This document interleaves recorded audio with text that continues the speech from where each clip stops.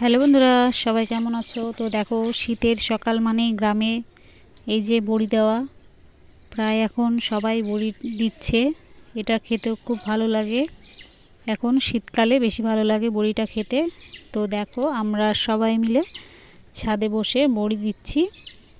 এই যে, তোমরা কে কে বড়ি খেতে ভালোবাসো? এই যে দেখো, আমার তো খুব ভালো লাগে। তো দেখো কেমন হয়েছে বড়িগুলো দেওয়া। শীতের সময় বড়ি না হলে একদমই চলে না, এখন সবাই বড়িটা খেতে ভালোবাসে। তো দেখো, এই যে শাশুড়ি মা ডালটা লুকিয়ে দিচ্ছে আর আমি বসাচ্ছি। তো দেখো সবাই কেমন হয়েছে নিও, লাইক কমেন্ট করো ভিডিওটাতে।